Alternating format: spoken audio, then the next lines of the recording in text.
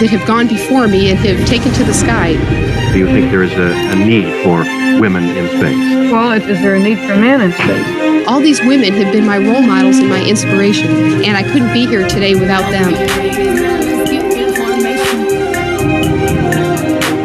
Entrepreneurship is the woman behind a leading COVID-19 vaccine.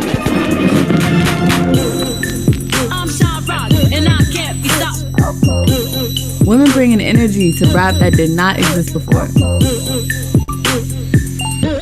And the Grammy goes to Cardi B. Who knows how many others could have been the first if they'd had the chance to try. Pattern Beauty is launching. I'm the first person in my family to start a business. Let's talk about some glass ceilings being shattered.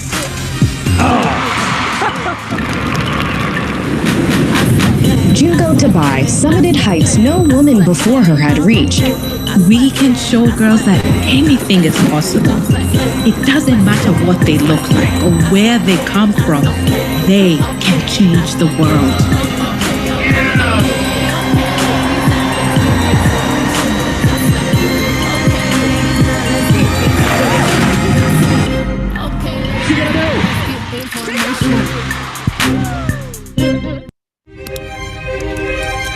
There's so many women that have gone before me and have taken to the sky. Do you think there is a need for women in space? Well, is there a need for men in space? All these women have been my role models and my inspiration, and I couldn't be here today without them. Entrepreneurship is the woman behind a leading COVID-19 vaccine.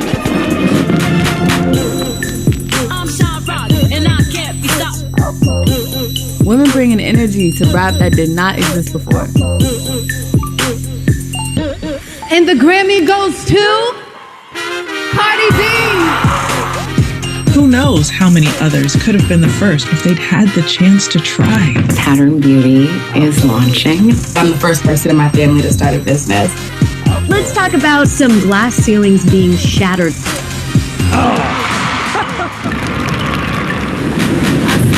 Jugo Dubai summited heights no woman before her had reached.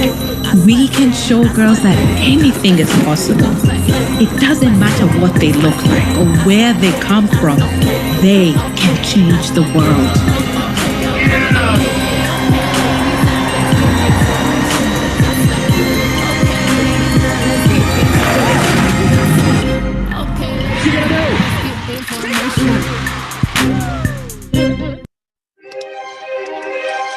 There's so many women for me and have taken to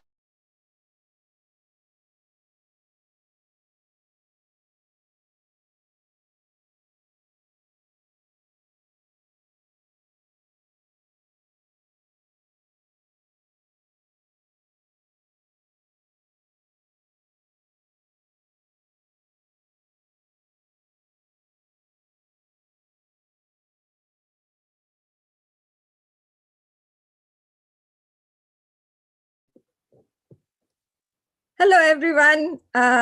Hope you are having a very bright and beautiful day. And to add to it, and to continue the celebration of the Women's History Month, we have a wonderful panel of women to talk about social entrepreneurship. But before we tread onto this journey, let me cover a few housekeeping tips for you.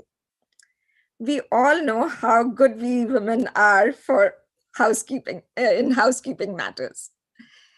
So this is a webinar. Do not struggle to unmute or make yourself visible because you will be muted and your videos will be off. Also, we would love to hear from you. So do ask your questions in the question and answer section and the chat. Put your comments there and question and answers, and we will present it to the panel in the section we have sorted out for them. This session will be recorded, and we will have the version of it, the recording in the YouTube channel. We are also live on YouTube right now. So do check our channel and subscribe to it to keep yourself updated with what's happening in AACI. We are really glad that you could make it to the webinar today. Let me not waste time and hand it over to Muthu Shivanathan, President of the Michigan chapter of ASEI. Over to you, Muthu. Can you hear me? Welcome, everyone.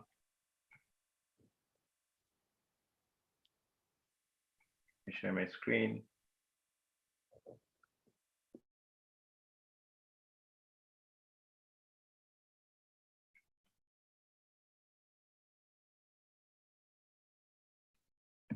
All right. Can you guys see my screen? Yes. All right.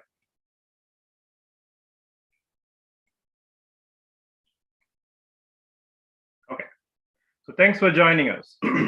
Really excited that all of you from various time zones have joined us today.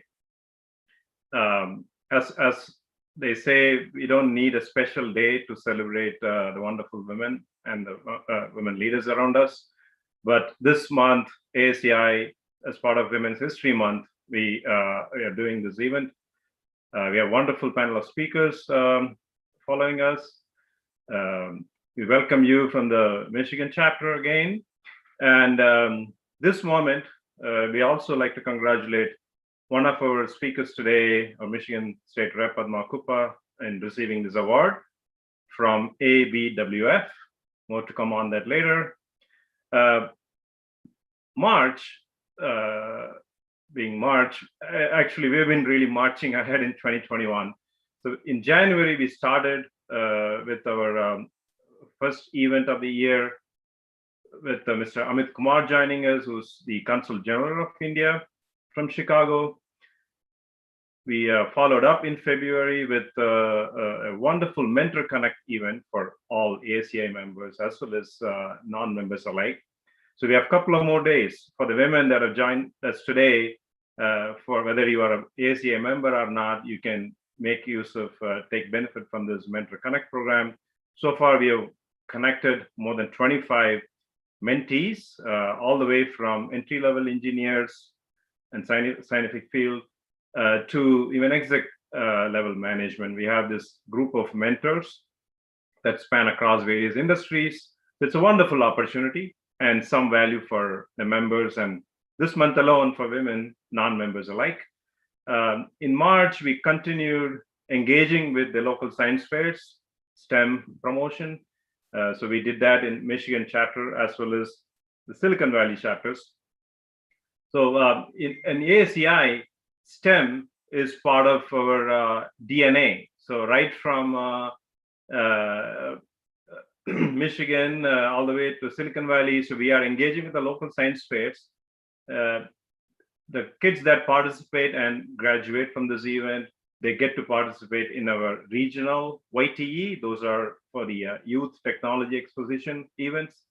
They also have an opportunity to move to our national YTE event.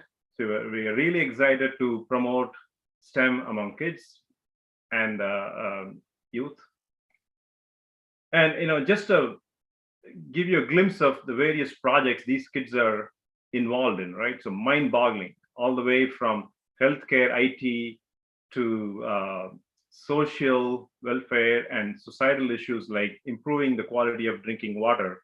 We have a wonderful lineup of projects. As you saw in the earlier slide, we had such a difficult time to come up with the best 5 projects. We could bring them on to a regional YTE. So we were excited, and we are glad to have some of these students join us today in the Zoom event, and they'll be featured in one of our regional YTEs with a chance to move on to national YTE as well. So thank you, kids, for your wonderful projects. You inspire us, and so we are warmly welcoming these new members that joined us recently. And more are coming. So we really love the momentum, and we love to stay connected and give back to the community. Thank you and warm welcome. And last but not the least, we have excellent lineup of events coming up in April, continuing on the STEM and youth promotion topic. We have Catch Them Young program coming on the April 10th, hosted by the Silicon Valley chapter. And not to miss a wonderful AI and you. We know AI is a ubiquitous topic. We have excellent line of speakers, AI experts joining us in the April 24th event. So mark your calendars, more information coming. And before we move on to the program, let me use this opportunity to introduce Lalita Kamambati, who's our Vice President, Michigan chapter, who's going to be our moderator for the event today. And she'll welcome the first speaker. Over to you, Lalita.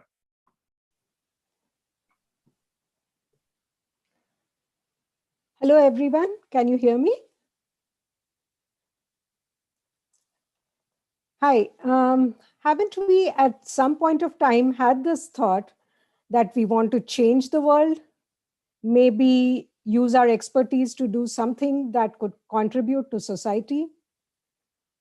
But probably we may not know how to get our feet off the ground to do that. Well, then meet our speaker for this session, Reena Kapoor, who can help you grow wings to that dream of yours to become a social entrepreneur. She's an active executive mentor at Santa Clara University's Miller Center, the largest and most successful university-based social enterprise accelerator in the world. With a bachelor's degree from IIT Delhi and master's from Northwestern University, Reena is a seasoned software product leader based in Silicon Valley. She advises and works with technology clients to find product market fit by helping them define, build, and launch products and roadmaps with both proven and experimental business models. Reena also happens to be a really good poet, playwright, and photographer, and serves on the board of several nonprofits. Over to you, Reena. The stage is all yours. Thank you so much, Lalita, and a very good morning, good evening, if you happen to be in such a time zone, to everyone. I hope you can hear me. As Lalita mentioned, I'm going to do a short presentation on what social entrepreneurship is and how you can be involved as a mentor. And so let me switch over to that. There will be time for questions later, but please make a note of whatever questions you might have about what I'm going to talk about. So here we go. So hopefully everybody can see my screen. All right, so social entrepreneurship and how you can help. So I think Lalita already told you a little bit about myself. So I won't spend any more time on this, but I'm happy to take questions later. So what is social entrepreneurship? This is a very important question. I start with a quote by Margaret Mead, who said that never doubt that a small group of thoughtful, committed citizens can change the world. Indeed, it is the only thing that ever has. I love this quote because not only does it ring true, there's something very important in it. The idea of thoughtful and committed. That is what social entrepreneurship is all about. It is about commitment, which comes from passion for a cause that you care about, or a business that you care about, creating value in whatever way makes sense to you. And the thoughtful piece is where you do it in a way that it is realistic, it's scalable, it's sustainable, and it can actually make a real difference. And that's where I want to keep the focus of my comments today.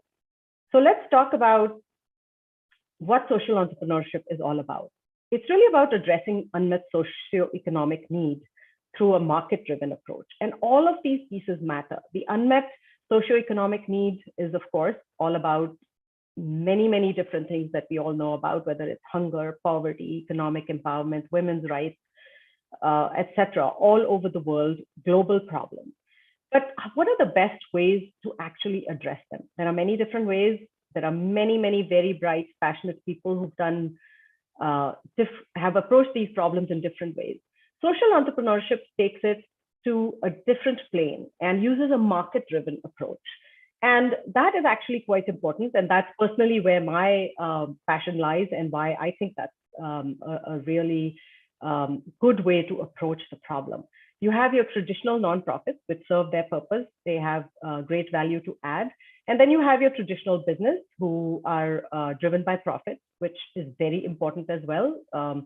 We all live in America and we see the kind of prosperity all around us. And that's thanks to traditional business and the profit motive, which I have great respect for. In between those two models lies social enterprise.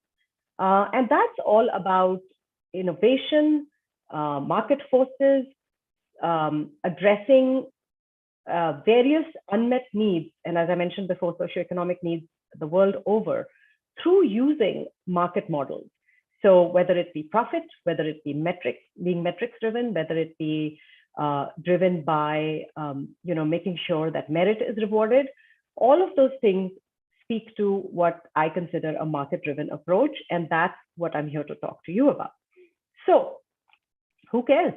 I mean, why am I here? Why am I talking about this? Well, we all do. So you can have a rewarding career as a social entrepreneur. You may decide that, there is this women's economic empowerment program that I really want to be a part of, and I'm going to make this my career. In fact, I happen to be mentoring a woman CEO in Bangalore right now, who is the CEO of a company called the Pollinate Group, and that's exactly what they do. And she's had a very rewarding tech career and has now decided that she wants to run this concern. And she is in there. She just started a few months ago, in fact, and it's amazing to watch what she's getting done. It might be a second inning. So you're done with your career. Some of you are too young to be there, but some of us are not. And this might be a way to think about, what do you want to do next? Is there a social enterprise that you want to start and run and or join and bring more meaning to your life? Or it could be just plain passion. You can't wait for any of that. You want to start something. I've mentored very young entrepreneurs who had one job and then decided, there is this particular unmet need in the community that really needs somebody very smart, very committed, very passionate to take care of. And that's where you jump in. But there are other ways to approach this. And that's what I really want to talk to you about. As Lalita mentioned, I've been acting as an executive mentor for many different social enterprises. And I do it through a couple of different organizations, the biggest one being the Miller Center that Lalita mentioned. I'll be talking about that. And also giving you some ideas about how you can find such organizations. But before I do that, let me talk to you about how you can help as a mentor. You bring actually a lot of skills. And as engineers who are known for problem solving, the ability to take a problem, break it down and solve it, that's where engineers come in. So your advice is actually very, very useful. And very often you will find in social entrepreneurship, you are dealing with a person or people who are very, very passionate, but they need structure, they need business advice, they need advice on technology, on innovation, and how to think about their business going forward. They also need somebody who can help them think about metrics, not just metrics about their performance as to how well the business is doing, but also the impact they're having. And both of those matter, and we'll talk about why those matter. They also need to be able to have talent development. So you might be working with a very passionate entrepreneur who likes to go at it alone, but they need a team and they need to be able to develop talent. And you've all been in different organizations, you have learned, and you can help with advise them on talent development. And mentoring the social entrepreneur themselves, mentoring them on how to be a good leader, how to think about the business, how to think about all these various factors that I've mentioned. That is where you come in. So how do you go about it? So over the years, I've been doing mentoring for more than 5 years now with various organizations. I first started, solo, found various organizations and started helping them. And then I found out about organizations who do it in a more organized way. And there are a few tips and tricks that I have learned that I'd like to share with you. So the first one, helping social enterprises. bringing your dispassionate business sense. And this is very, very important. The things to work, when you're working with a social enterprise, the things to ask them is, what is their business model? What is their economic model? What, do they have their financials in place? Are they thinking about unit economics? Is their enterprise scalable? Do they have their supply chain figured out? So for example, one of the organizations that I worked with was called All Across Africa, and they had this, they are basically bringing artisans into centers where they're trained on creating products to spec. And these could be decorative products. They have all sorts of bowls and decorative plates and many different things. And supply chain is a big issue, because then those products have to be transported from Africa to retailers in the US, and they sell beautifully, and the artisans get to make money, and the company has to make sure that they are both have a viable model and they are able to scale and sustain the business over the long run. Nobody wants to be in business for 2 years and then go bust because you can't figure out how to scale when Target places a big order. So helping them figure out dispassionately what the business factors are that they take into account. But of course, you're talking with a social enterprise, so you also bring a large dollop of passion with you. And don't forget that the social entrepreneur that you're advising, they will want to see that you're passionate and that you get it and that you care about the impact they're having. Next one, utilize Socrates' secret sauce. So what is Socrates' secret sauce? Actually, it's a very simple idea. It's basically about asking a lot of questions and listening. So the whole Socrates model of learning is all about asking a lot of questions.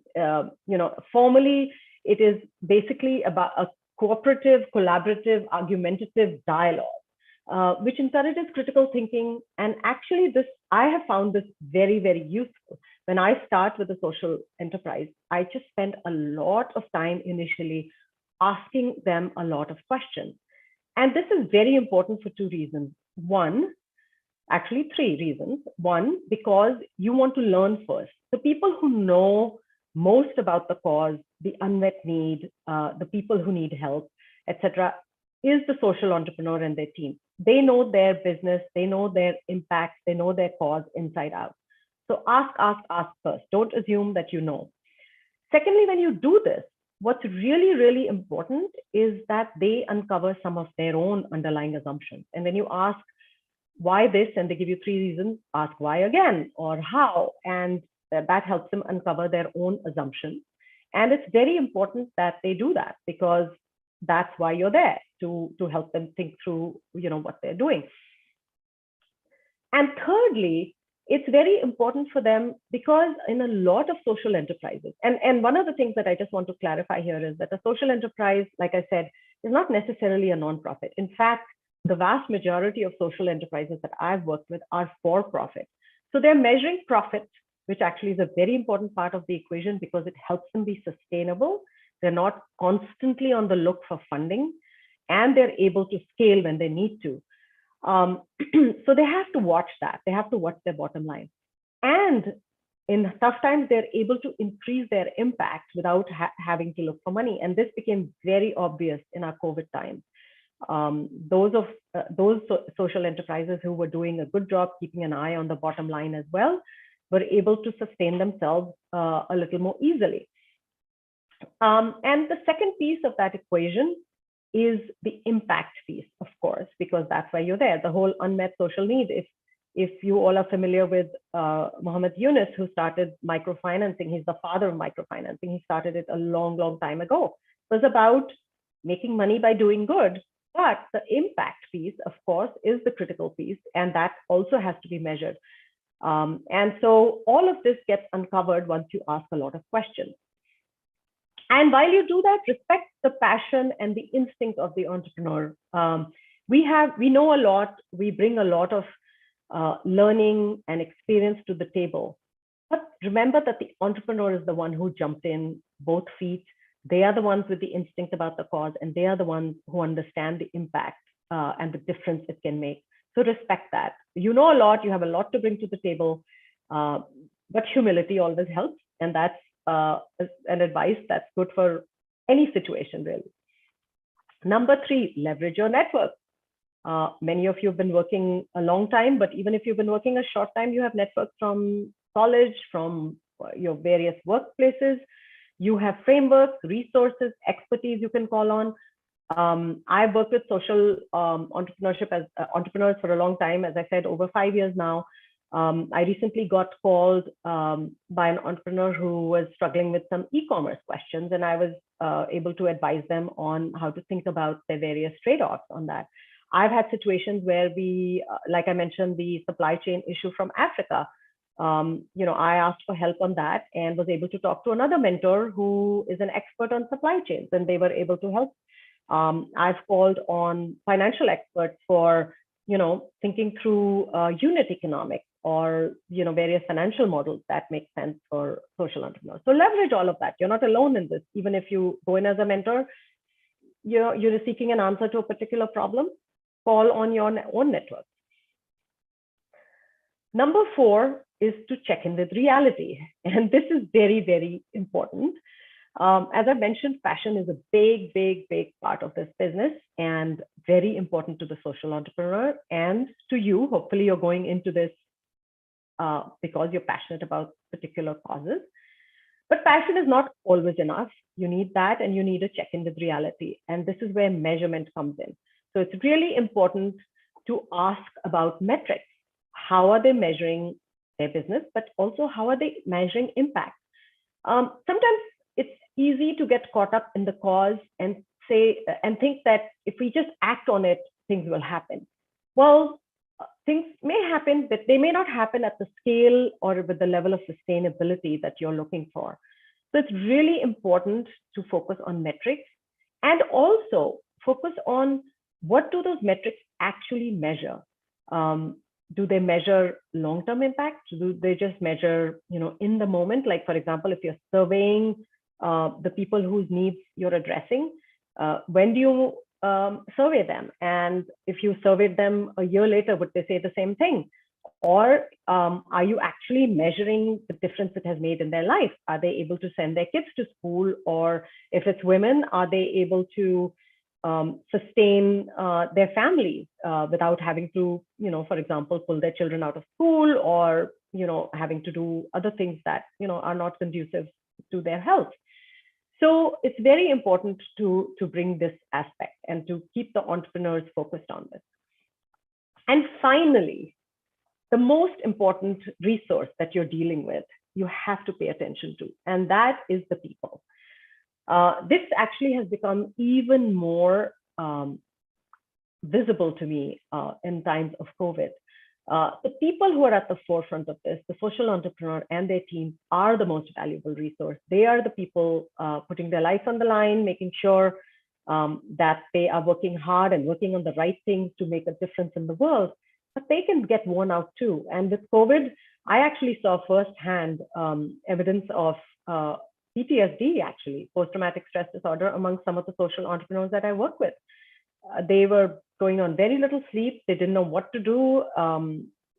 They had no revenue. It was very hard to raise money. Yet they cared a lot about, for example, the artisans they were working with, and they didn't know how to continue to make a difference. And we had to sit down and talk about, first, take care of yourself, make sure you're okay, you're taking the time and a deep breath before you go out and do so much for the world.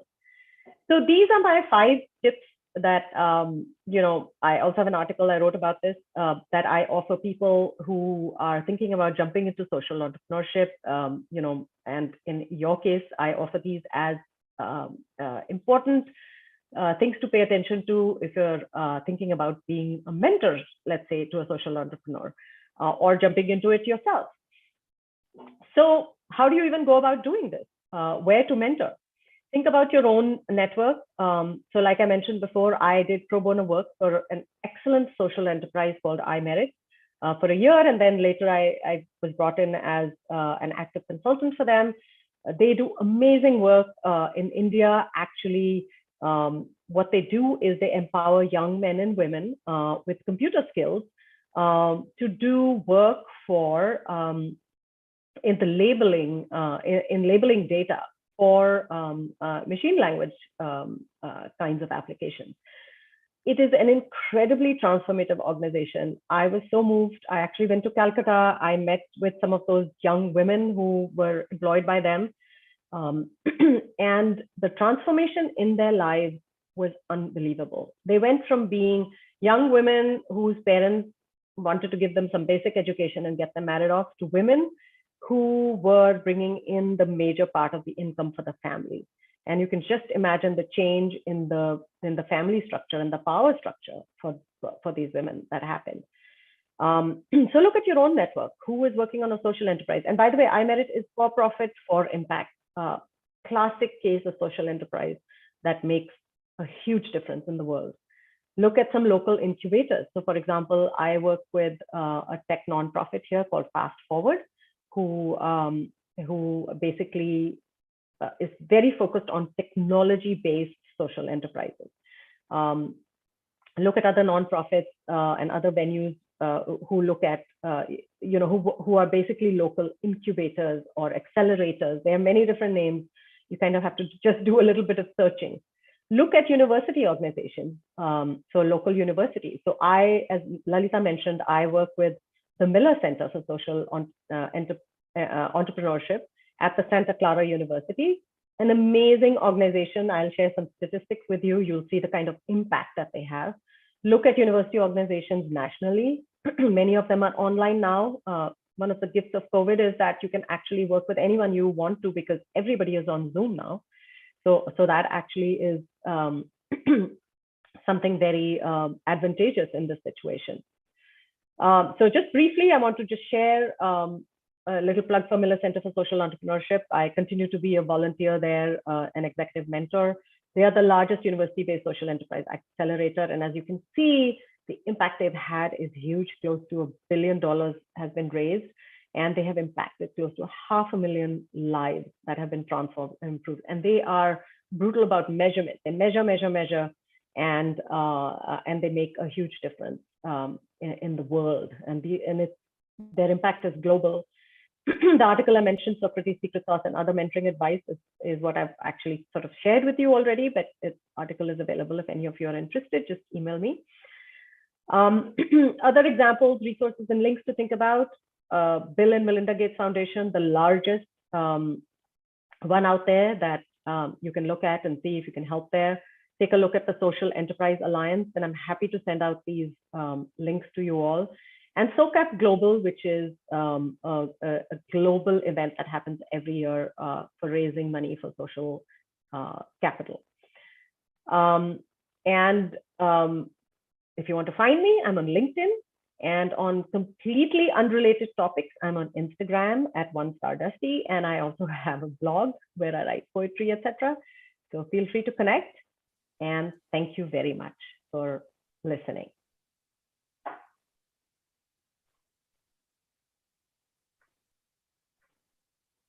Over to Lalita and Vatsala, and thank you so much for having me. Thank you so much, Reena. That was a really interesting and enlightening session. Really enjoyed listening to you. Thank you. I still remember the time when, when I graduated from IIT Delhi, I wanted to become a social entrepreneur right then. And I was told that I need to first gain experience by getting into a regular job before I went into something like that. But however, even after all these years, there are still a lot of questions about what it really takes to become a social entrepreneur. I still don't know whether, I have all the questions answered. So today we have a panel of accomplished leaders who will discuss and address questions related to social leadership and entrepreneurship. Lavina Srivastava and Padma Kuppa will be joining Reena Kapoor in the panel. May I now request our ASCI Michigan chapter president, Muthu, to please introduce Lavina and Padma. Thank you, Lalita. Thank you to you as well, Reena. So I'm honored to introduce the rest of the panel speakers today. First up, joining us in the panel, along with Reena, is Lovina Srivatsava, who's joining us from all the way from Ottawa, Canada. So Lovina is an engineer by education and also an entrepreneur. She's a longtime community builder and she has held various managerial roles at BlackBerry, Department of Canadian National Defense, and so on, before starting her own technology consulting company. Right from starting local nonprofits to preserve and promote cultural heritage of India, to helping out women's shelters, youth engagement in STEM, and so on, she wears a lot of hats. And after years of social and political volunteering, she was encouraged to run for political office in 2018's Ontario provincial elections as a Liberal candidate. Maybe she has some tips and experience to share during the discussion. It also gives me an immense joy to introduce Lovina as a co-classmate from my RSC alma mater, NIT Prayagraj, these days called NIT. Just like Reena said, it's good to stay in network and leverage your networks. And it is just coincidental that another illustrious career also began in an RSC too. So let's welcome Padma Kupa from RSC Warangal alumni this time, our second term Michigan State representative for the Troy and Clawson districts here in Michigan. But Padma serves the people of Michigan by building relationships, strengthening public schools, investing in infrastructure, and more than ever, protect our environment. So as you would have guessed by now, Padma has many firsts. The first women mechanical engineer RSC Warangal had ever produced, and the first Indian American woman from Michigan to be elected to the State House, and many, many more. And before joining the public service, she also worked as project manager and business analyst in the automotive, accounting, marketing areas, Fiat Chrysler being one of her stints. And she possesses bicultural life skills, having educated in India as well as the US. Finally, yet importantly, to add to her accolades, Padma is receiving an award today. How honored, right? From ABWF, American Business Women's Foundation, as one of their leading change makers. So congrats, Padma. ACI and all of us here are very proud of your achievements, and thanks for joining us in spite of your busy schedule. And before I hand it over to our most able moderator, Lalita, let me invite Lovina, followed by Padma, to give us a little glimpse of your life journey, please. Please. Of course. Thank you so much, Muthu. I have to say, the pleasure is immense in being introduced by one of your classmates from many, many, many moons ago. And I'm not going to say how many moons ago, but thank you so much, ASI in general, but Muthu, Lalita, Anjali, Vatsala, all of you for putting together this event. And let's not forget our wonderful audience who have sacrificed their Saturday afternoon to listen to us all. And in all honesty, I feel like Muthu and the team, you guys are social entrepreneurship leaders in your own right. As you know, you have this successful social enterprise running so well. So congratulations for that. Now, social entrepreneurship for me personally, it has been one of those things that I didn't know I was doing already until much after I had already started on this journey. And I believe that many of us who are on this path feel the same way. Today, as I'm here, I'm being asked, it's very, I guess in a way, it's kind of embarrassing to be sharing my life lessons because I fully expect to learn from my fellow panelists and from the audience as well through your questions, as much as I'd like to share about my journey. So my request to you all would be to please keep it as interactive as possible. Keep those questions coming. There is the Q&A tab already open, so feel free to submit your questions because I look forward to that and like to spend more of the time with Q&A. And thank you, Reena, for sharing your insights on running a social enterprise successfully. What I'd like to do today is I'd like to complement her talk and would like to focus more on getting started. As we all know, it's getting to that point where you know that you're ready to start a social enterprise. That itself is a journey in itself. So I'd like to start with a little story. One of my favorite stories that I've shared multiple times before is, so my husband and I, we spent 6 years of our life in Mumbai. And those of you who know Mumbai also know Mumbai local.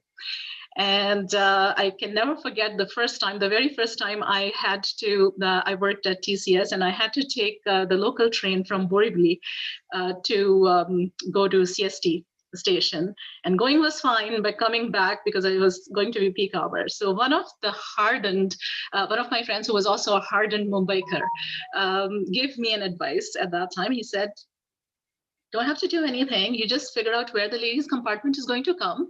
You just stand there, and the only thing you got to do in order to board the compartment is do not resist. Everything else will be done for you. And this advice did not make any sense to me, as I had come from a very small town of Khurja with no local transport of any kind other than hand-drawn driven rickshaws.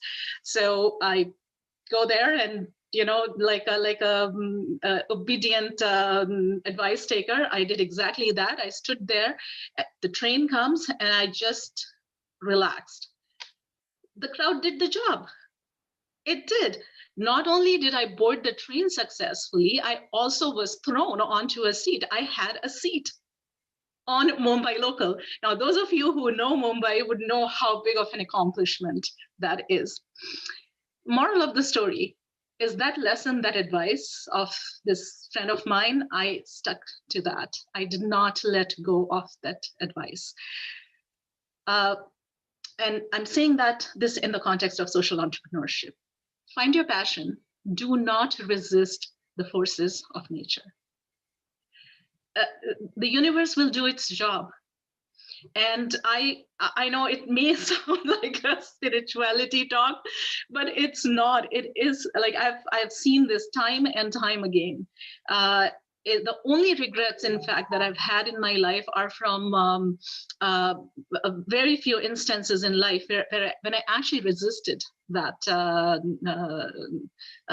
force of nature, when I actually resisted the universe and wanted to do it my own way because, of course, I was smarter, right?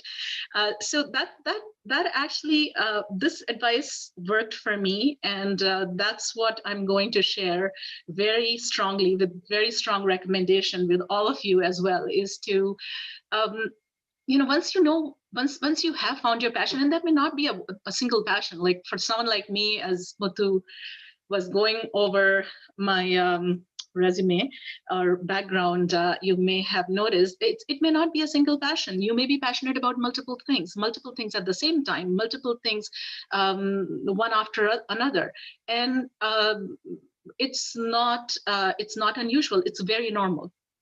It's actually it's okay to be running a performing arts group, being a dancer and choreographer for a certain number of years, and after that run for political office, because that's what spoke to my heart, and that's what I did.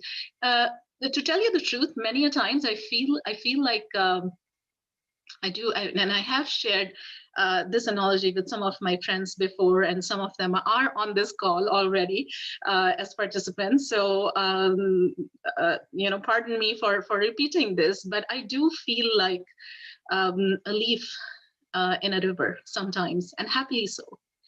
It's just flow with the water and let it take you. Just my job is to stay afloat, is to do my best while I'm in it. So it's really about, find your passion. I'm repeating it again, and do not resist the universe. Just let it take you where it's wanting to take you. And you'll find, like I found it, is that once I widened my perspective and once I had my options open, you'll realize that the opportunities have always been around you. They were always there. They were just waiting for you to open up.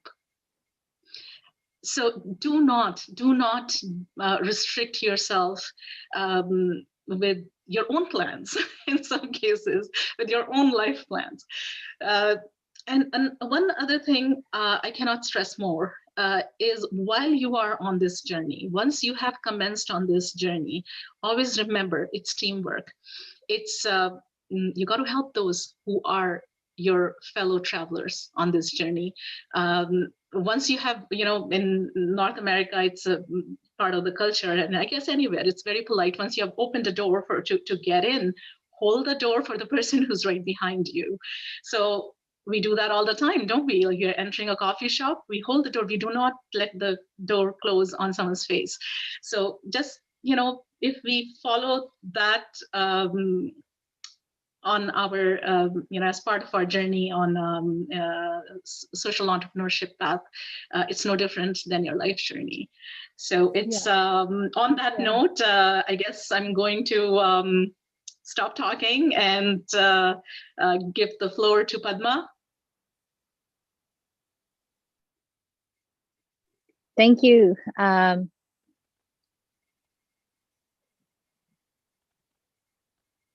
So thank you so much to ASCI for all of you who have joined us. I see there's a number of people who are in the participants that I recognize. And I know that Anjali and I go back a long way, as do Vatsala and Lalita and Muthu. Thank you for your leadership in organizing this event. It's an honor to be on this panel with Lavina and Rina and to talk about social entrepreneurship. My journey is kind of interesting, how I got where I am. We talk about social enterprise or social entrepreneurship as business that has or an organization, a nonprofit that has some commitment to a core social cause or a social mission. So I think I was a 7-8-year-old selling Girl Scout cookies. So that's social entrepreneurship at its best, at its most basic. Either you sold cookies or you sold cookies for your child, or whatever it is you did, supporting the PTA, you must have helped your kids sell things to support the PTA. So that is basically at its root an example of social entrepreneurship. But I want to talk about something that goes even before that, and that is the willingness to do seva or selfless service. All of us have this commitment that we want to leave the world better than we found it when we came here.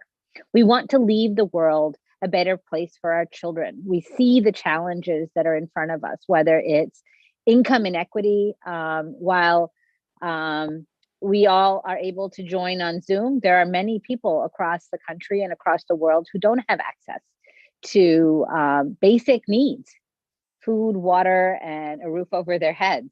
And healthcare. Today, healthcare is also a basic need given pandemic. So what are we doing? And so I would say that I was inspired by my parents. I want to give them a lot of credit for, they came to the United States when I was less than 4. My father came for graduate school, and he decided that after living here for more than 10 years, he wanted to take his higher education. And my mother, who's a PhD in biology, he's a professor of English who's now retired. They both decided to take their education and their higher education that they had acquired here to go back and help in India. And so they have continued to mentor others, are affiliated with a family foundation, and do charity work there. In fact, as a career woman, the first in her family to get a PhD, my mother realized how hard it was when my brother was born. So she had bookends. She had me, and then she had her PhD, and then she had my brother. And so she saw how difficult it was for her to get childcare. So my mother volunteered at CCMB, the Center for Cellular and Molecular Biology in Hyderabad, and helped set up the creche so that people who worked there could bring their young children so they didn't have to worry about childcare. So this was the example that was set for me. And so alongside my desire to come back to the United States, when I went to India, I did not feel like I felt like I was a square peg in a round hole, having grown up for more than 10 years here. At the end of 10th grade, when we went back, the first thing I did is my mom said, well, if you want to go back to the US, America needs doctors and engineers. And I did not like the sight of blood. I loved math. And so here I am, an engineer from RIC Warangal, or NIT Warangal, as they say. I came back as a foreign student, but I took that message of seva and selfless service. And while I was in graduate school, while I was working, I volunteered. And volunteering is the ultimate exercise in democracy. When my kids got to school, I volunteered in the PTA, a lot like Lovina. A lot like Rena, I got involved in a lot of nonprofits and helping nonprofit organizations with a range of causes, some that were very locally focused to some that were national and internationally focused on advocacy, especially political advocacy, because this is an arena where we as Indian Americans who have made America our home are not fully engaged. So in 2005, I initially thought of running for school board. And then some things got in the way, and I ended up actually doing something by creating an interfaith organization. And from there, I went on and I did a lot of work in that space alongside my job, alongside the local volunteering. I was on the planning commission. I was on the zoning board for the city. And so this was just my way of making the community the kind of community that I would like to live in. And so you can do that at any time. And so I recommend highly that if you have some time, many of us are empty nesters after we get our kids launched. This is really something I think that's important, that we encourage them to also volunteer, but volunteer at the local level. And so then people would tell me you should run for office. And so, I'd never run for office. No one in my family had been involved in anything political. As I said, my parents are both PhDs. My brother is too. He got his at University of Michigan in 2007. And so I decided, you know what? Education is really important to me. And in 2017, I started looking at what was the status of public education. And we saw a lot of damage being done to public schools, K-12 schools, and also higher education has become extremely expensive. And we make those decisions about public education, especially about K-12 at the local level, at the state house and the state senate, state legislatures. And so I took classes, just like you take training to keep up your Six Sigma black belt or whatever it is. I took classes on how to run for office. And I had acquired a lot of social capital by doing all the things I had done in the years prior, both in my career and by volunteering in the community. And so I tapped on that social capital, and I said, hey, it takes money to run a campaign. Please, if you support me, contribute to my campaign. Obviously, I started first with my brother and my cousins, and then went to my classmates, my great, wonderful REC alumni network. I went to friends in the community, and they gave me money. And then, Rena talked about listen. And that's exactly what I did. I went door to door in the community. I represent about 100,000 people. And I used that time I quit my job. So I would call friends and family and ask them for money. And then I would go door to door and ask people for their vote. And that was what got me launched in this particular field, the political arena that I'm now in as state representative. And then once I got involved, once I got elected, then I got involved in the political space in Lansing to understand, what are the issues that we can work on as state representatives? What are the issues that I can have an impact on? And of course, as a woman, I knew that women aren't good at negotiating salaries. We're somewhat hesitant to ask for what we're worth. We're not always taught to negotiate and ask for things. And so I decided that I would volunteer to be, that word volunteer. I volunteered to be the co-chair of the Pay Equity Task Force and work with organizations across Michigan. And we introduced, actually this past week was Equal Pay Day, March 24th. And we feel that equal pay is what should be given for equal work. And that the package of bills that we just introduced this week would actually bring us closer to that. I also introduced a bill that would expand the prohibition of wage discrimination by amending Michigan's Workforce Opportunity Act, Wage Act. Another thing that I did was work with the Michigan Women's Commission because we need to figure out what the problem is in terms of corporate leadership. You know, we really want to make sure that corporations have women in leadership, but we need to understand what is the scope of the problem before we can introduce legislation to address it. And so we introduced not only a resolution to encourage Congress to do it, we also introduced a bill that would require corporations to report their female leadership data. Now, just because I've done that introduction doesn't mean it automatically becomes law. Then there's a lot of networking and relationship building and connecting with stakeholders. And this is all stuff that we as engineers, things that we can do, and making sure that we use those business skills that we've acquired to make a case for the laws that we want to enact. I will stop there because I know that I have to leave at 1:55. I have another event that I have to join, but I will also, in the chat window, I will drop my contact information if you have any questions, websites where you can discover more about what I'm doing, and also sign up for email updates. And finally, I'll say follow me on social media. At Facebook, my rep Padma Kupa, Michigan Representative Padma Kupa, and also on Twitter. If anybody's on Twitter, I'm Padma Kupa MI41. Thank you, I Padma. turn it back to Lalita. Thank you, Padma, and thank you, Lavina, for talking about your journey.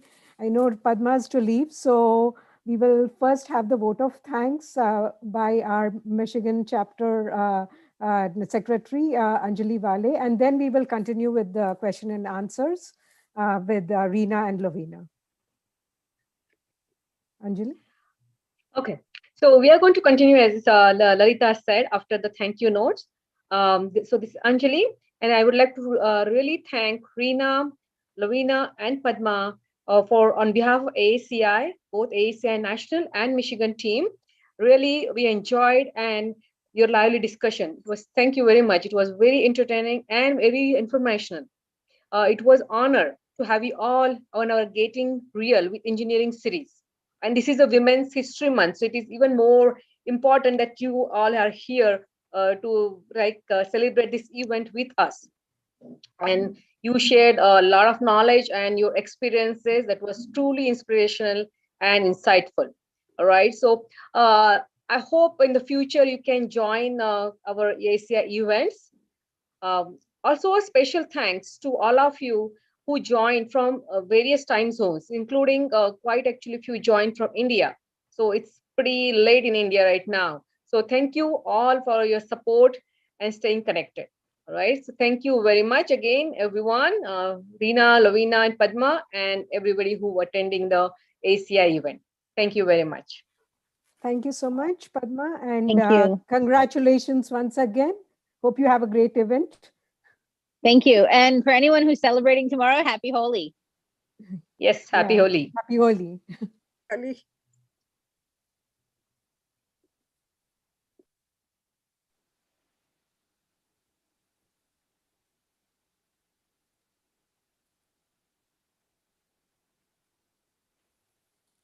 Yeah, so Padma had to leave, but we will continue with Reena and Lavina. So while I was actually listening to their journeys, I was just wondering, was there, at some point of time, was there any something specific that happened, some event or some force that really triggered your interest in social entrepreneurship? Like both, Reena and Lavina, any of you could start, where, was there anything that's specific? Yeah, I'll get the ball rolling, and I'm sure Reena would have more points to add there. I don't know, it's a really hard question to answer because of a simple reason, though, is because I believe part of it is nature and the other part of it is nurture as well. And just like all of us or any of us, our first nurturing happened at home. So of course it comes from watching your parents be who they are. But I also have to acknowledge, like all along this journey, I have been influenced by so many people, wonderful people who inspired, guided, and showed the path and hope as well at the same time, that no dream is too big to dream. So it's been a little bit of both, I would say, nature and nurture. Reena? Over to Reena. Thanks, Lavina. Yeah, I think there wasn't a particular trigger, but I grew up in India, which many of us did, and it's hard to not notice that there are lots of problems in the world. I mean, there are lots of problems even here. And so it's always something that's in the back of your mind. And I've always been involved with different causes along the way. But as I mentioned in my presentation, you start getting to a point where you're thinking, you've had a long career, and where is this going? And you start thinking about, you've learned a lot, you have a lot of experience, you've gained skills. How do you leverage that? And that's what really got me thinking about helping enterprises who were involved in a big scalable way to address large problems. So I started looking around, and of course I actually met with a couple of VCs too to start my own, but I just wasn't finding the pitch that was correct for my personal passions. Unfortunately, I ended up finding several companies who were already doing the kinds of things I was interested in, iMerit being one of them. And so I decided, this is the time to just jump in and help the wonderful social entrepreneurs who are already out there and sort of have a broader impact. So that's really how it happened for me. And, someday I might start my own, but for now, yeah, I'm very happy being a mentor. Yeah, looking forward to that. And I can relate to your journeys. So I was just wondering, I'm sure like any other journey, there must have been, challenges, and maybe, you might have had some inhibitions before you got onto it. So like, would you like to, talk a little bit about that? Sure, I guess I'm on the spot now. Yeah, okay. I'll go first with this question, and then I'll let Reena do a reverse sequence here. But I'm happy to respond to this question. So in my experience, I found that, the way I understand it, so inhibitions are things that internally stop you from taking the next step. Challenges are that present themselves once you've taken the first step, right? So for me personally, what has, and everyone's different, right? Everyone has different motivators, different influences, different circumstances. So I would also state this disclaimer that it's not necessary that what worked for me would work for everyone. But what has worked for me is once I think the biggest challenge for me were the, out of the two, were the inhibitions. That is, am I good enough for that? Would I be able to pull this through? And that's true not just on social entrepreneurship side, that's true on professional side as well, right? There are times when you have this self-doubt for whatever reason. Fortunately, there have been very few times that it has happened, but I'm sure it happened subconsciously when I was younger. But I also find that what works for me is once I have overcome those inhibitions, none of the challenges matter. Once I have made up my mind that I'm going to get through, in fact, the challenges motivate me, if that makes sense. So if someone else starts doubting my ability to do something, once I have taken the first step, then I take it upon myself to prove them wrong. So it's literally like, no, I have to prove it to the world that I am capable. But that first step, having taken the first step, is the key, has been the key for me. Yeah, actually, Lavina, you should give yourself more credit because I think your words are very wise. I loved what the example you gave of don't resist your inner forces. And I think that's the key. And I think your Lavina's point about inner inhibitions is spot on. And actually in our culture, and again, I'm making broad generalizations, it doesn't apply to everyone, but in our culture, at least when I grew up, the thoughts were that you could be a doctor, you could be an engineer, or you could be a loser. Those were the three choices given to you. And so, like many of us have mentioned before, I was good at math and physics. I love physics, actually. I said, okay, let's start looking around. And honestly, there are no engineers in my family. There are doctors and army people and that kind of thing, but no engineers. And so everybody was like, what the heck is that? And a girl, so there was plenty of self-doubt, but I said, fine, I'm going to give it a shot anyway. And I did. A lot of it has to do with our inhibitions. Then you become an engineer, then you get a master's, then you're in the US and you get your first job, then the next job, and then, oh, when am I going to be director? And when will I be a VP? And all that, stuff happens. All of that is driven, sometimes it's not even driven by something inside you. It's driven by what you're supposed to become. And that is the largest inhibition. And so I completely agree with what Lavina has to say here. When you start listening to yourself, everything else fails. So yeah, I mean, I think, and there isn't, I don't think there is an either or. I'm not suggesting here that you throw everything aside and just go into serving others. That is not a recipe that is fruitful either. You have to first take care of yourself and your loved ones before you're able to take care of others. I mean, this is, on an airline, they always tell you when you, if you ever have to put on an oxygen mask, make sure you put on yours first before you take care of others. There's a reason for that. You can't take care of anyone else if you're not doing so well yourself.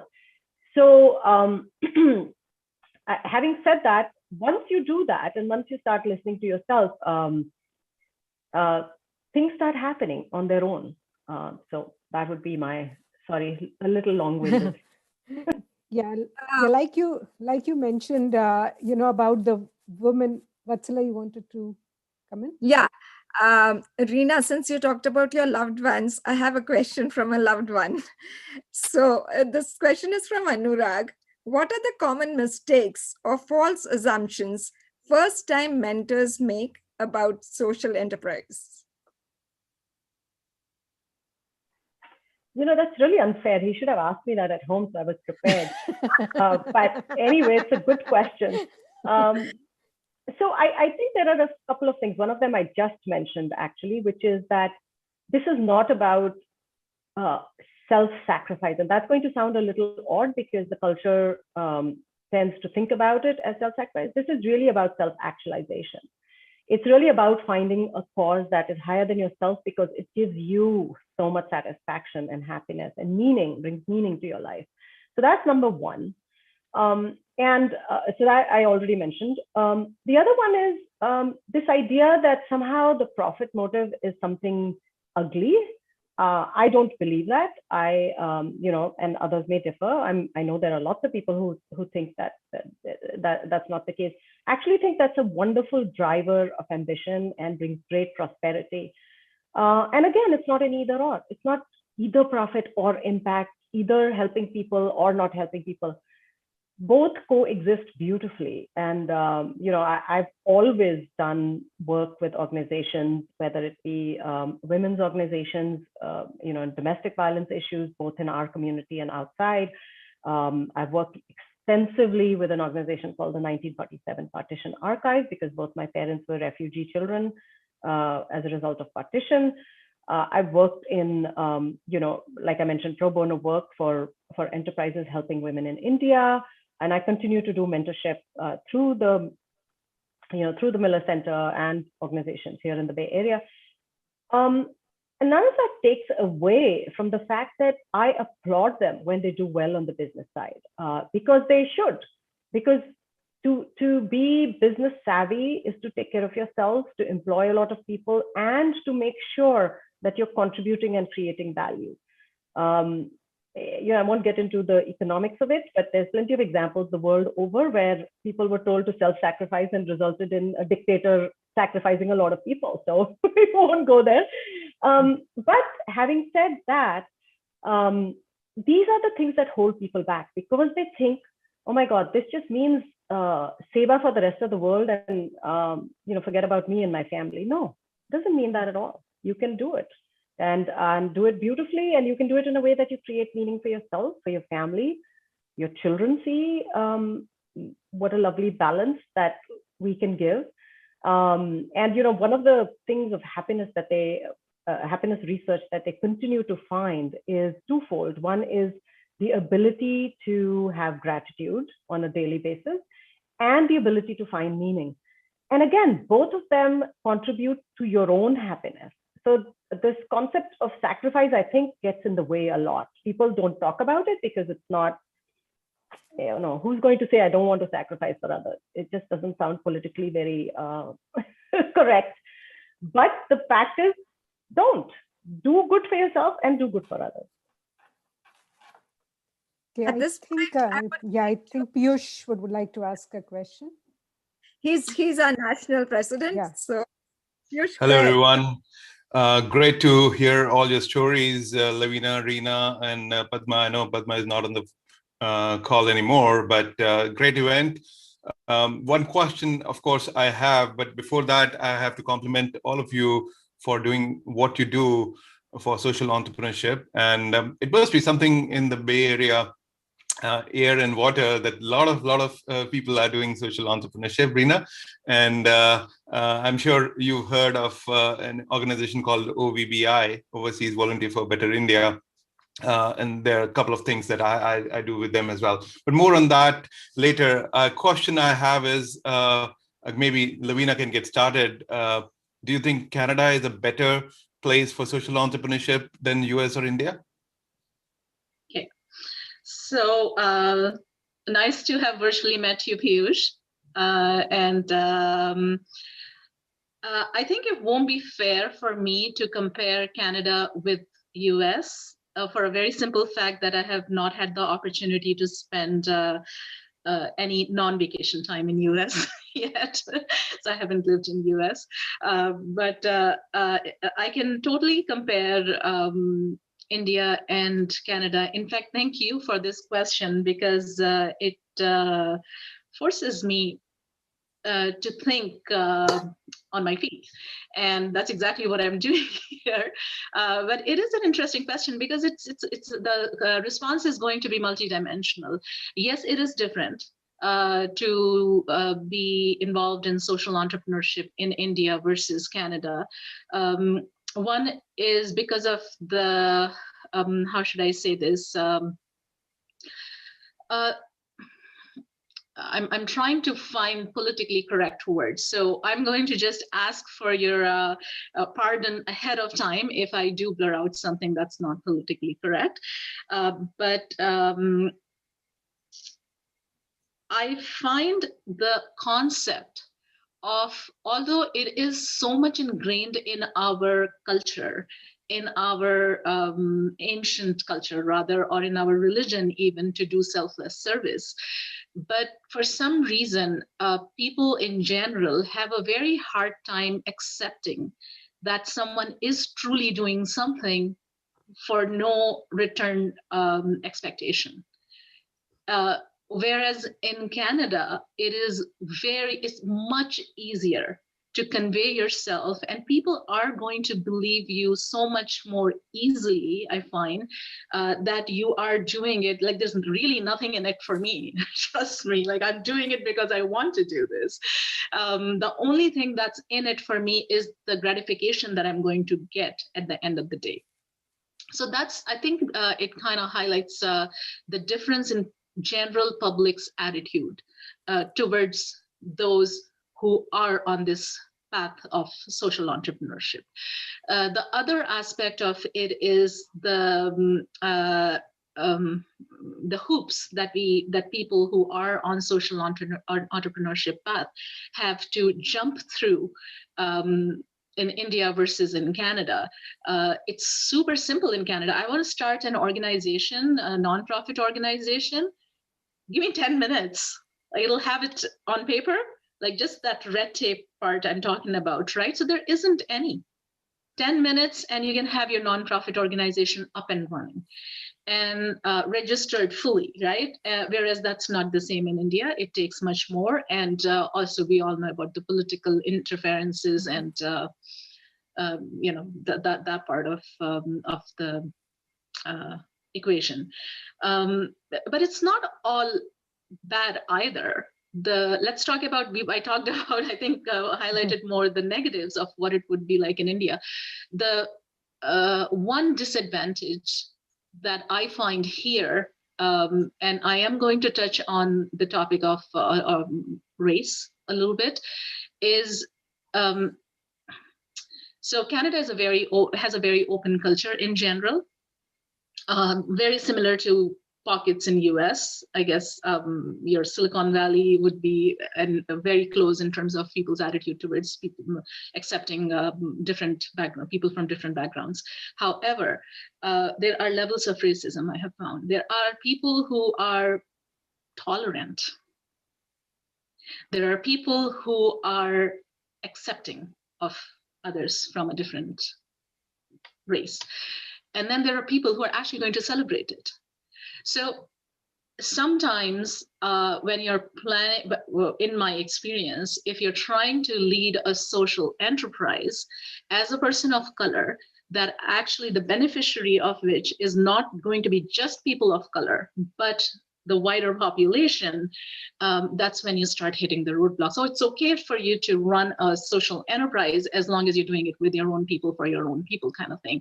But oh, we are superior, right? So how can you, a person of color, lead us towards betterment? So there are those, sometimes they do not come out as openly and as strongly, those sentiments, but they do come across. So, which I'm sure in India, you won't have to face that. There are other isms that you'd have to face in India, but not racism. Great, thank you.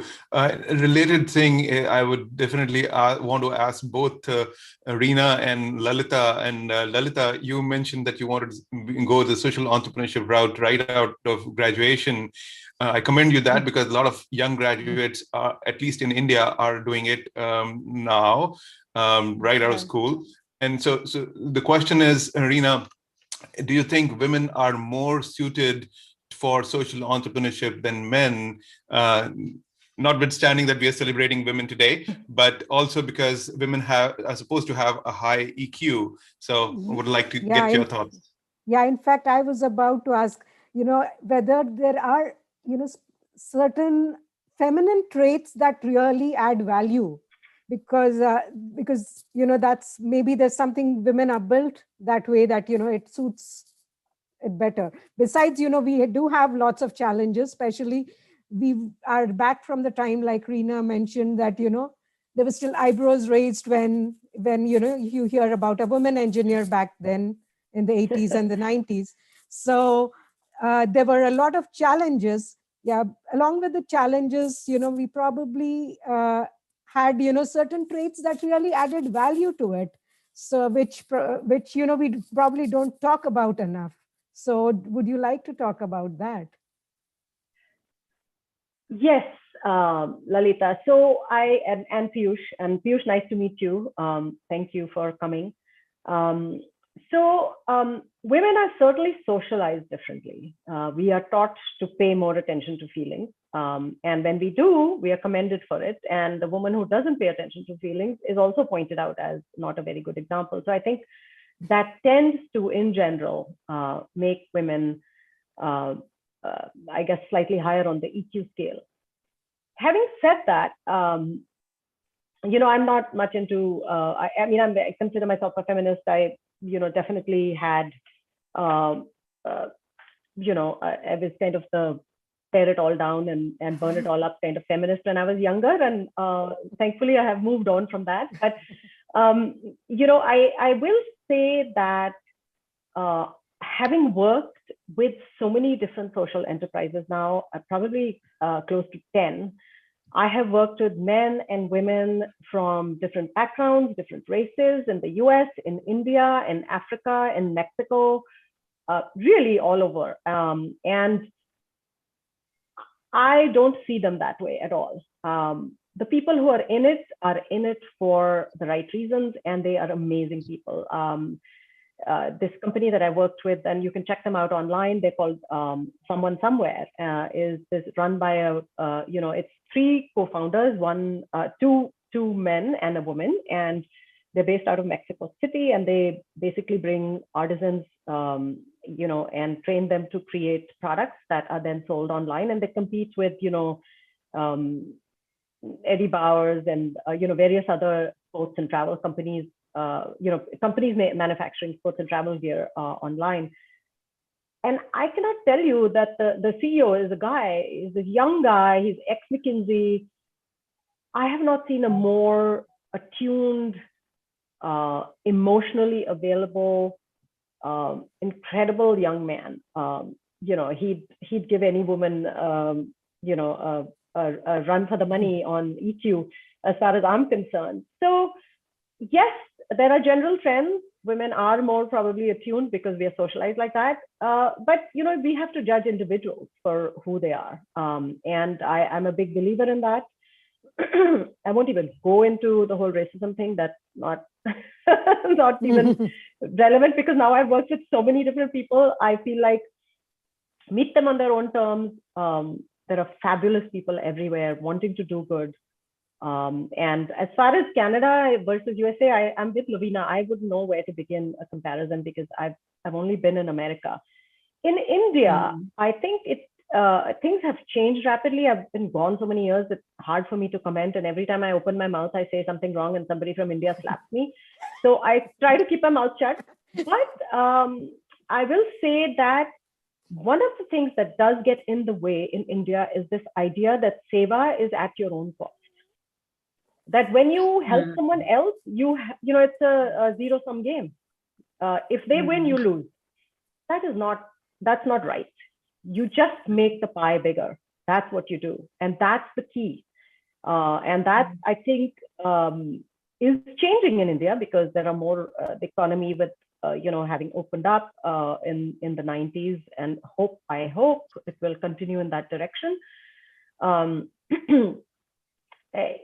That makes people more aware that you make the pie bigger. It's not a zero-sum game. So that would be my 2 cents, Piyush. I don't know if I answered or helped at all.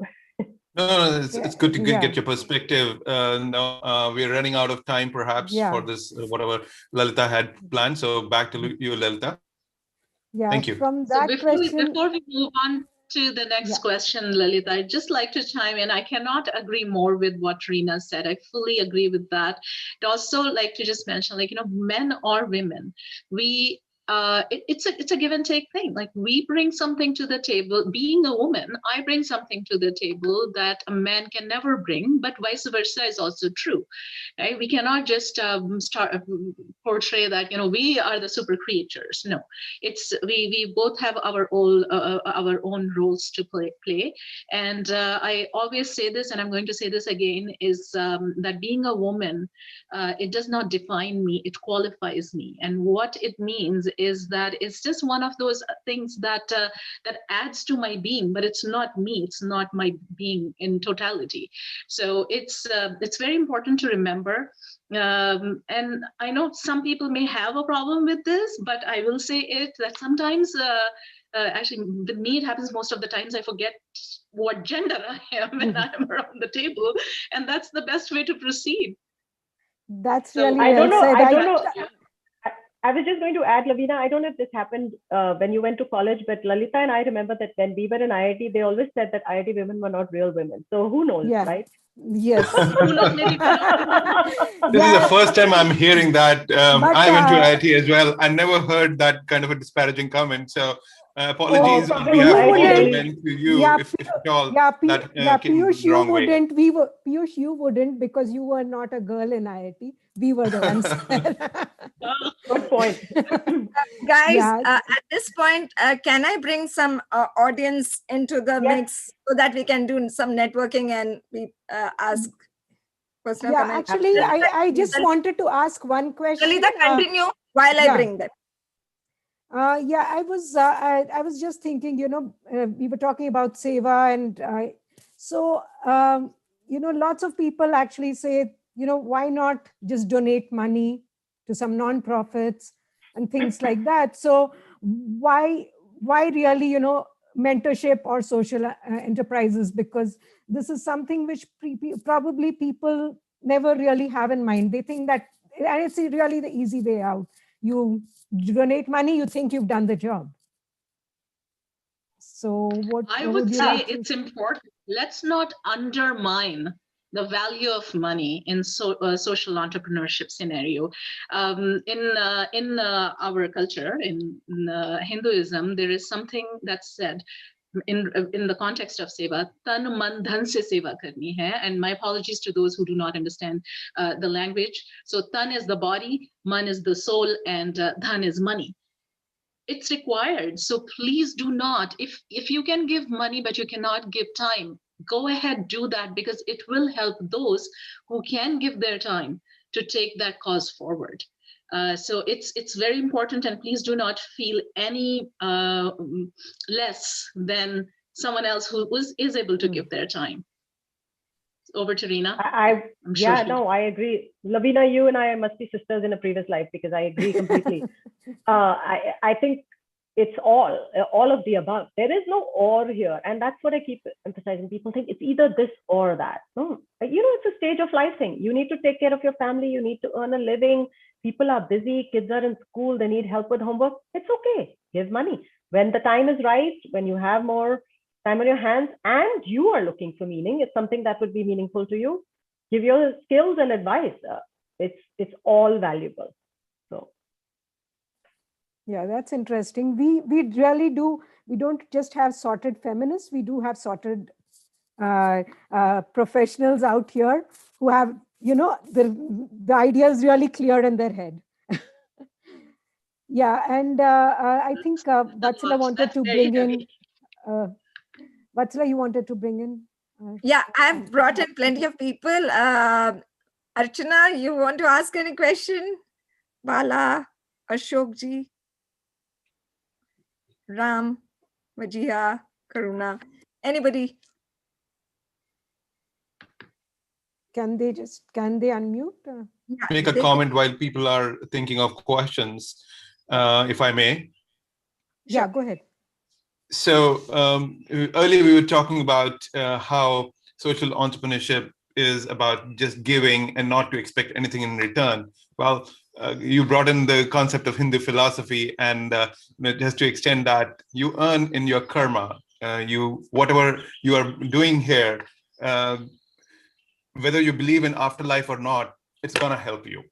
And it's a virtuous cycle. You help somebody, you pay it forward, and in some way it comes back to you. So I don't want to go the religious doctrine way here, but I definitely feel that social entrepreneurs are driven, and it doesn't apply only to women per se, but of all the philanthropists I've seen, of all the social entrepreneurs I've seen, I've equally seen some capitalists out here in the world who have a differing opinion, but it's definitely very close to the karma theory that we have. And if there are any comments from any of the panelists, I would love to hear that. I actually have a story to share. I'm a storyteller. In case you haven't figured it out already. So you are so right about that. And not just in next life. It's this life right there and then. I'll share a very small story, very tiny, very, very small deed that I did. It was a few winters ago, I think, if I'm not wrong, 2017. We get a lot of snow in Canada. And by a lot, I mean a lot. And there was one time I went to Costco. I must have been inside Costco for about half an hour, but by the time I came back, all the cars were covered in this much, oh, you can see it, this much snow. And as I was bringing my cart back to my car, I saw that there was this person of Chinese origin. He was just super confused looking around. He forgot where he had parked. And with this much snow on top of cars, it was practically impossible for him to recognize his car from a distance. And with this much snow on the cars, there was also this much snow on the ground, which made it impossible for him to go at any reasonable, like push the cart at any reasonable speed.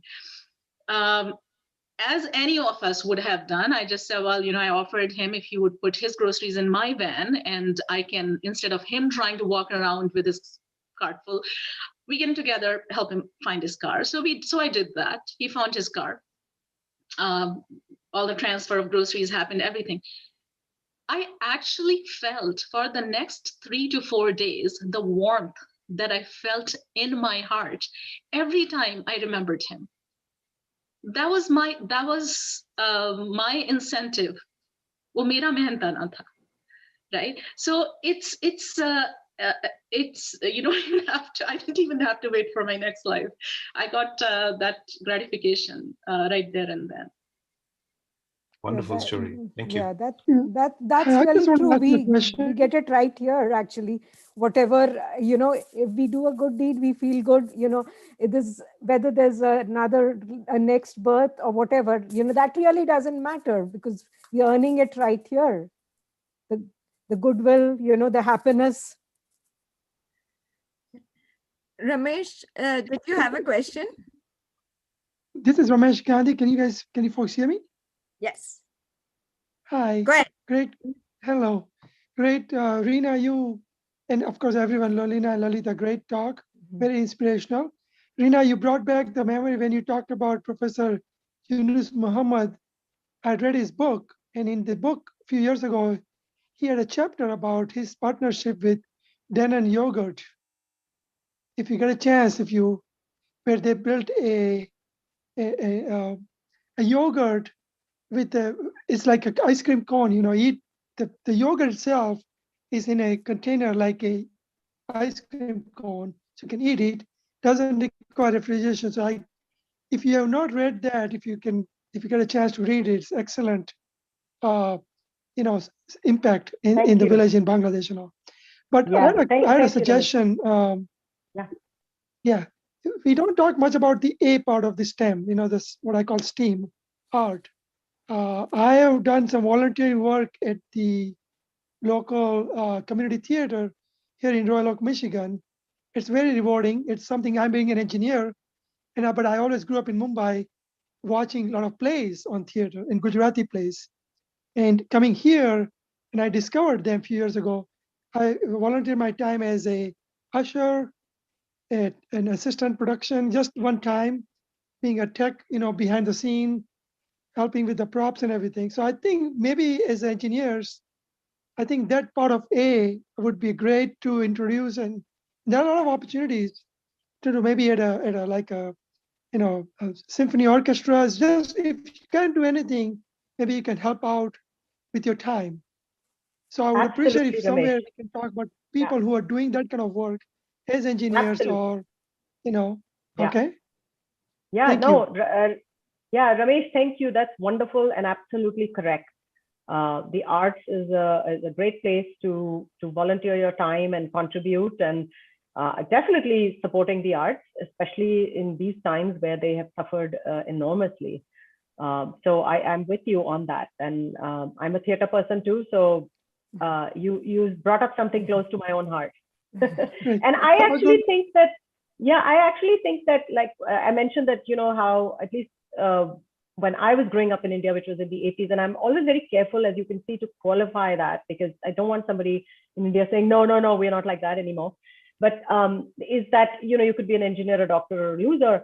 There were a lot of hidden musicians, actors, writers, poets, photographers who ended up being engineers because, and I don't blame the culture or the parents at all, because those were tough times. You could not make a living if you didn't follow certain professions. So so there are lots of those hidden talents that the A that you mentioned can be channeled towards. So thank you for raising that, Ramesh. And thank you for your good work. Yeah, thank you. So I was going to suggest that those who are interested, like I had gone to Detroit Institute of Arts here a couple of years ago, and this lady, she was giving us a tour, and I said, I'm going to retire in a couple of years. I want to do something. I don't know anything about these. And she said, we'll train you. You start. We'll give you a certain section of the gallery. Initially, we give you introduction, training, and then you come in and, people who come in and have questions. And it was just fantastic. So there's a huge mural by Diego Rivera in the Tradition of Art. Entire wall is covered with that. It's excellent. So she said, I was a secretary at General Motors, had no knowledge. And she gave a tour and talked about different things that you wouldn't even know about that mural. So I'm just suggesting to people who are on this call and others, I think we can promote that part of that as a social part. So thank you. And absolutely. And thanks, Ramesh. I'll just mention one thing is that thanks for sharing that story, because it further validates that all you have standing between you and the goal is your own inhibitions. Once you make up your mind, things just fall in place. Yeah. Adding to that, I know even one of our eminent engineers joining the panel, as well as the national team, Ram, has done very similar things in promoting arts and especially theater that I'm very familiar with. Also, we promote through our local, Tamil Sangam and various communities we are involved in. We promote arts and music and related fields. So yeah, so it's all in us. So that's the other perspective, that other aspect that we don't really use. Ram, you want to add a word? Hi, everybody. Thanks. Hey, it's again, great discussion. Reena, I had no idea what social entrepreneurship was. So you really knocked it out for me. So thanks for doing that. I didn't understand what there was really clear definition there. And Lavina, again, appreciate your personal stories too. Question for you. Many of us are engineers, and you talked about it. We're getting towards the end of our career opportunities, but also our families. Is there something that family members who have potential interest opportunities, some kind of a support system organization for them to kind of leverage or reach out to say, I'm thinking of doing this. I've got these inhibitions, don't know where to start. Is there something you can recommend or something along those lines? Yeah, Ram, I'm happy to send you links to that I mentioned in my presentation. There are lots and lots of opportunities out there, actually. It'll take you some time to actually sift through it. I mean, just even a Google search brings up lots of organizations who are involved in this. And in fact, in some ways, you'll find that it's an embarrassment of riches because you won't know where to start. But my thought to you, sorry, I think the question was not finding the organizations, but helping some of our folks maneuver through them and find how to get engaged. It's less about finding what opportunities are there, more about coaching the people to, like kind of what you're doing right now, right? Giving us the education and how do we get people. So are you asking about the mentorship? Yes. Yes. So and I'm speaking to that because when you find these organizations and you start finding, you'll find organizations that are geared towards bringing in mentors. So I mentioned two, which is the Miller Center. And actually, I would say write to the Miller Center at Santa Clara University and say, hey, I'd like to be a mentor. And they will talk to you and pair you up. And they're always looking for mentors, executive mentors. I mentioned Fast Forward. Now, those are local here, but everyone is on Zoom now. So, you could be anywhere and be very successful at mentoring. And really, the social entrepreneurs themselves are all over the world. So we have been doing this on Zoom for forever anyway. But even people who are either working at nonprofits or social enterprises that may be for-profit who have an impact aspect to their work, just call up people and say, hey, how can I help? Here are my skills. I'd love to get involved. It takes a little bit of trial and error, and that's okay. It took me over a year to find what are the things that I want to work in. There were lots of false starts. I called up many organizations, and some of them were like, not so sure. One of them was like, oh, we are only looking for lawyers. I mean, you'll get all sorts of bizarre responses from people who don't know how to use your talents. But you will find people who are like, yes, we would love somebody who can help us with finance or technology or setting up a system that does XYZ. And could you do research on this and help us with this? I ended up for iMerit, I ended up doing product management, which is what I do for a living. But I ended up defining what their internal platform for ML tools should look like, which is like so far away from, social entrepreneurship, but that's what they needed at the time. And I was like, fine, I'll do it. So a little bit of trial and error. There is no silver bullet. Besides that, Ram, even if I were to give you like 5 companies, whether those are right for you, that's something you'll discover too. So I'm happy to send you links as to where to get started, but be prepared to do a little bit of exploration. Yeah, and thanks, I guess, that's part of it was, where we have the Mentor Connect program through ASCI, where we're mentoring quite a few folks. And so that was my angle there as to what can I give them if there's part of the mentorship that we can link up so those folks can do a little bit of that too. So I will stay connected, but appreciate that. Thanks. You're very welcome. And there's no question of what can I give. You have lots to give. It's just a matter of finding your sweet spot where they are receptive to what you bring and you find fulfillment in what you're giving. Both are very important. So. Great, thank you. Yeah, I think we are beyond 2:30. So I just had, as a last thought, any advice you have for, aspiring social entrepreneurs before we conclude the session? I would just say, I think it kind of, I'll go first here, Reena, sorry. It kind of relates to Ram's question, not being in US, of course, my advice won't be specific, but this is my general advice as well. Don't be shy to ask. Pick up the phone, cold call, right? Just reach out, have a chat. Maybe the person whom you get on the other end of the telephone is not the person you want, but he or she would be able to direct you to whoever you're looking for, whoever is the right person within that organization, provided that is the right organization for you. So don't be shy to ask. Another thing that takes a lot of courage is again, different things work for different people. But for me, what works best is to make my dreams public. And that is such a huge hurdle. I think after having done that a few times, now it's getting easier. Everything gets easier with practice. But once I make my goals public, then I self-impose those motivators for me to keep going, to not stop, to not give up.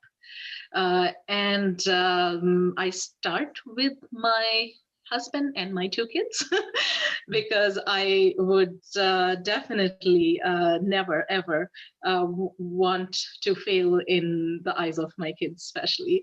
So if I let my goals but that's something that I have figured it out for myself, right? It may not work for someone else. For someone else, it may put them under undue pressure that may actually work negatively. So you have to figure out what works best for you. But some of you may find this helpful. Reena? So over to Reena. Yeah, thank you. I think Lavina, as always, a very insightful and good advice. I would agree with all of that. And I definitely think asking for help is the way to go. Ask people around you, lots and lots of people. And remember that when you ask for advice, you get lots of advice, good, bad, ugly, downright stupid sometimes. And that's okay. Be gracious. Just listen to everyone. Understand where they're coming from. And you don't have to agree with them even.